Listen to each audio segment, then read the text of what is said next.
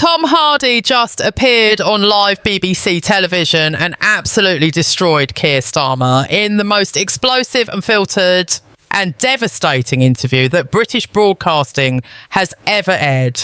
Within minutes of the segment ending, there are reports that powerful forces are trying to get the video removed from all platforms, that the BBC is facing intense pressure to delete it from their archives, and that clips being shared on social media are being flagged and taken down at unprecedented speed. This isn't speculation or conspiracy theory. This is actually happening right now as people who watch the interview live are racing to download and preserve copies before they disappear completely. What Tom Hardy said during those 12 minutes of live television was so damaging to Starmer, so thoroughly documented with evidence and so impossible to refute that it represents existential threat to whatever remains of his credibility and his freedom. This was not a polite discussion or a carefully managed interview with pre-approved talking points.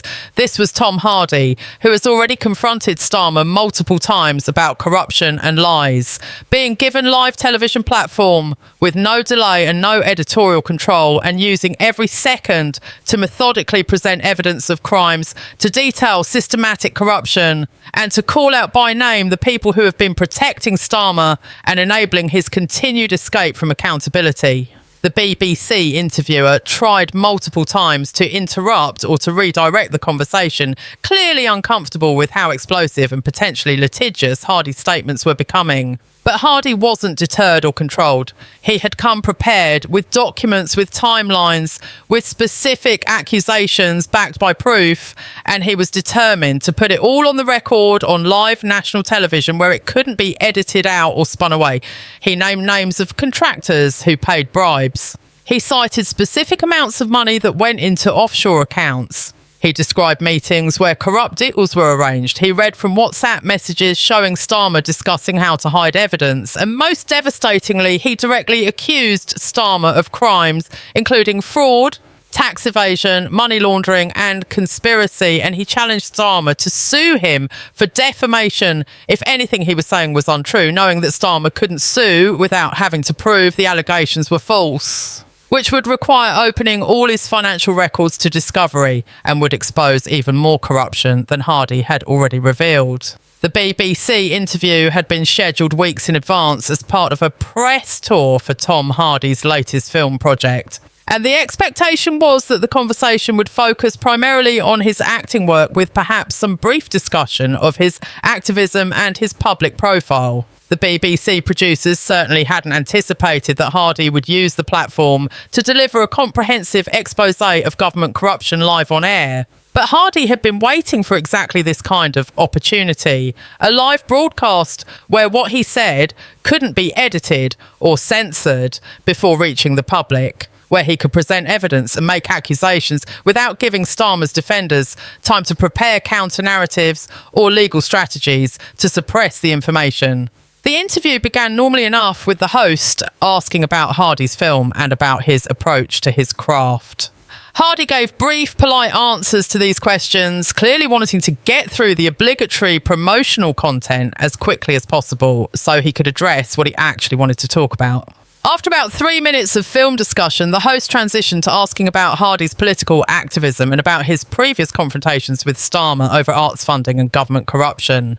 This was the opening Hardy had been waiting for. He immediately shifted from the relaxed, casual demeanour he'd shown while discussing his film to becoming intensely focused and serious as he began laying out what he knew about Starmer's crimes. Hardy started by referencing his original confrontation with Starmer at the arts funding event, explaining that what had seemed at the time like a prime minister being defensive about legitimate policy questions had actually been someone panicking because Hardy's questions threatened to expose systematic corruption. Hardy revealed that after that initial confrontation, multiple people had contacted him with information about Starmer's financial misconduct and about the corrupt government contracting schemes. People who had been too afraid to go public themselves, but who trusted Hardy to use the information responsibly and effectively. Over the months since that first confrontation, Hardy had been accumulating evidence, working with journalists and investigators to verify everything. and waiting for the right moment to make it all public in a way that couldn't be suppressed or ignored.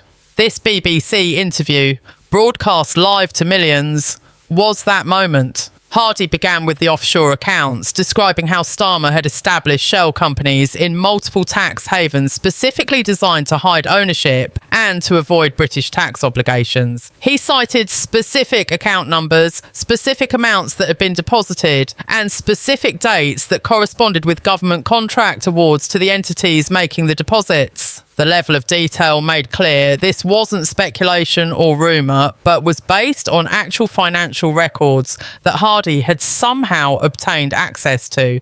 The BBC host, clearly becoming uncomfortable with the specificity of the accusations and with the potential legal implications of allowing Hardy to make such serious allegations on air, tried to interrupt and suggest that Hardy should be careful about making claims he couldn't prove. Hardy's response was to pull out a folder of documents and offer to show them on camera, saying he had bank statements, incorporation documents, email communications, and other evidence that proved everything he was saying.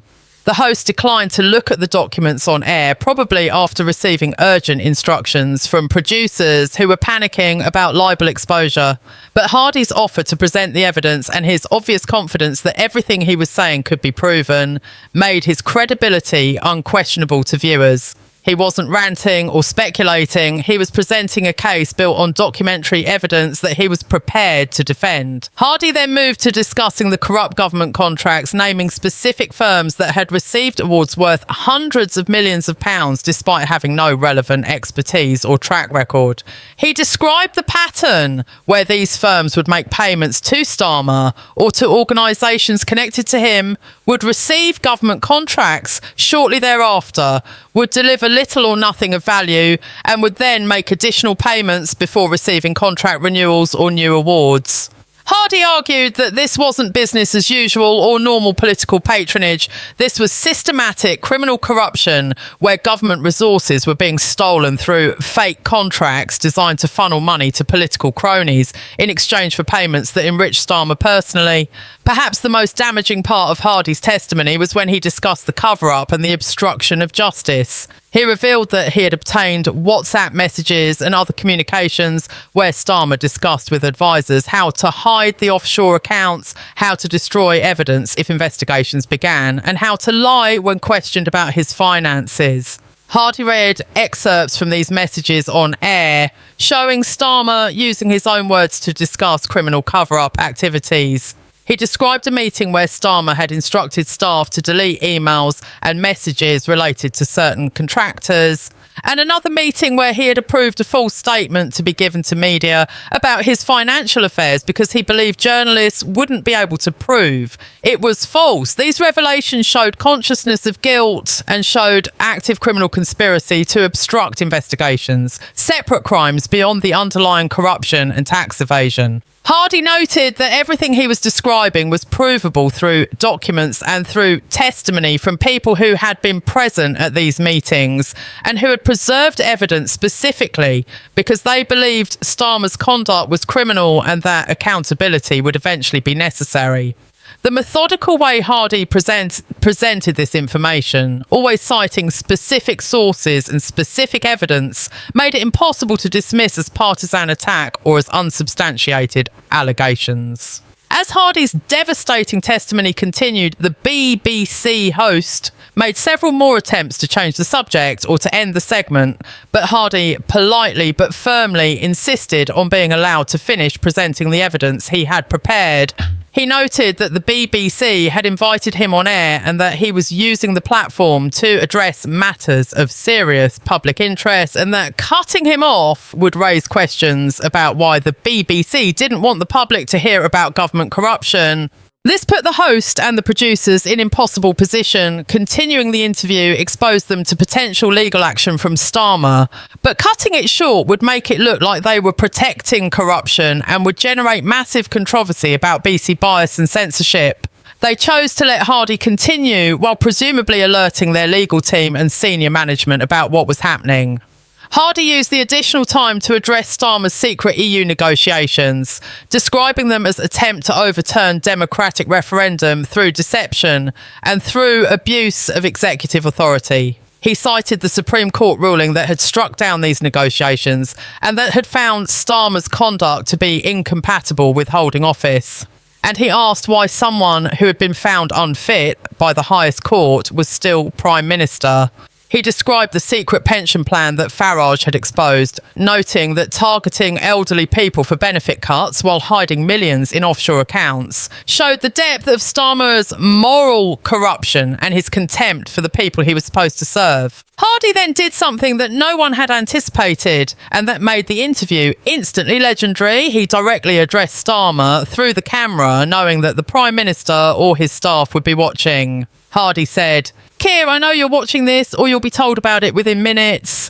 Everything I've said today is true, and I can prove it in court. If you believe anything I've said is false or defamatory, sue me. I'm begging you to sue me, because that would give me legal discovery rights to all your financial records, to all your communications, to everything you've been hiding. Your lawyers have already told you that you can't sue because the truth is an absolute defence to defamation, and everything I've said today is true. You're a criminal. You've stolen from British taxpayers. You've corrupted government for personal gain, and you need to be in prison. The only reason you're not in prison yet is because you've been using your political power to delay and obstruct investigations. But that power is almost gone. Your protection is almost gone. And accountability is coming whether you resign voluntarily or whether you're dragged out in handcuffs." This direct challenge, delivered with calm intensity on live national television, was absolutely unprecedented. Political activists and journalists don't typically call sitting prime ministers criminals and challenge them to sue on live BBC broadcasts. But Hardy wasn't concerned about normal conventions or about potential consequences. He had the evidence to back up everything he'd said, and he wanted to force a moment of accountability that Starmer couldn't spin away or deflect. The immediate reaction to the interview was explosive across social media and in political circles. Clips began circulating within seconds of the broadcast ending, with the most viral segment being Hardy's direct challenge to Starmer to sue him if anything he'd said was false. Within minutes, there were reports that the clips were being flagged and removed from various platforms, that copyright claims were being filed against people sharing the content, and that the BBC was facing pressure to delete the interview from their online archives and to avoid rebroadcasting it. These censorship attempts only made the interview more sought after and more widely shared, as people recognised that powerful forces were trying to suppress information that the public had a right to know. Digital rights advocates began organising to preserve and distribute copies of the full interview, treating it as important public interest journalism that needed to be protected from censorship. Several independent platforms and news organisations immediately downloaded and archived the full video, preparing to host it, even if the BBC took it down. The Streisand effect was in full force, with attempts to suppress the interview only drawing more attention to it and making more people determined to watch it and share it. By the end of the first hour after broadcast, the interview had been viewed millions of times across multiple platforms, and the attempts to delete it had become a story in themselves, with major questions being raised about who was behind the censorship efforts and what authority they claimed to demand removal of newsworthy content from a live BBC broadcast. The political response was immediate and divided along predictable lines. Opposition politicians praised Hardy for his courage in speaking truth to power and for using his platform to expose corruption that affected millions of British citizens. They called for immediate investigations into all the allegations Hardy had made and demanded that Starmer respond to the specific accusations rather than hiding behind lawyers or claiming that politically motivated attacks were preventing him from governing. Several opposition MPs said they would be raising Hardy's allegations in Parliament and demanding that Starmer answer questions about the offshore accounts, the corrupt contracts, the cover-up communications, and all the other specific claims that have been made with such confidence and such detailed supporting evidence. Labour MPs who still supported Starmer attempted to attack Hardy's credibility and to claim that allowing such serious allegations to be broadcast without verification was irresponsible journalism, but these attacks fell flat because Hardy had specifically offered to show his evidence on camera, and because his track record of being right about Starmer's corruption made him far more credible than the politicians trying to defend someone who had been exposed by courts, by investigations, and now by devastating testimony on live television. Some Labour backbenchers who had been wavering in their support for Starmer reportedly saw the interview as final proof that he was indefensible and began private discussions about how to remove him before the party was permanently destroyed by association with his crimes. The attempts to delete and suppress the Hardy interview became increasingly aggressive and increasingly suspicious as the hours passed. The BBC removed the video from their online platform, claiming technical issues, though archived versions showed that the interview had been available immediately after broadcast before being taken down. Social media platforms began removing copies at unprecedented speed, with automated systems flagging the content for removal based on copyright claims that appeared to come from shell companies with no obvious connection to the BBC or to any legitimate rights holder. Investigative journalists began digging into who was behind these copyright claims and these censorship efforts, discovering a network of law firms and PR companies that had previously been connected to defending Starmer and to attacking his critics. The evidence suggested that Starmer's team was using copyright law and platform content policies as weapons to suppress politically damaging information, a tactic that was legal in narrow sense, but that was fundamentally opposed to free speech principles and to the public's right to know about government corruption.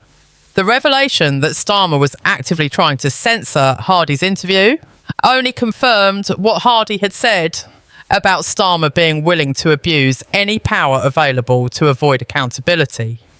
And it generated additional outrage and additional determination to preserve and share the content that Starmer wanted deleted. Tom Hardy himself responded to the censorship attempts with a statement saying that he had anticipated that Starmer would try to suppress the interview and that he had taken steps to ensure the information would remain available regardless of what happened to the original BBC broadcast. He released the documents he had referenced during the interview through multiple independent platforms, making them freely available for anyone to download and verify. He did additional interviews with media outlets that weren't subject to the same pressures as the BBC, repeating and expanding on his allegations and providing even more detail about the evidence he had. Hardy made clear that he wasn't intimidated by censorship attempts or by legal threats, and that he viewed exposing Starmer's corruption as a civic duty that he would continue pursuing regardless of personal cost or inconvenience. The contrast between Hardy, a private citizen using his platform to expose corruption at personal risk, and Starmer, a prime minister using government resources and legal threats to suppress information about his crimes, could not have been more stark or more damaging to Starmer's already destroyed credibility.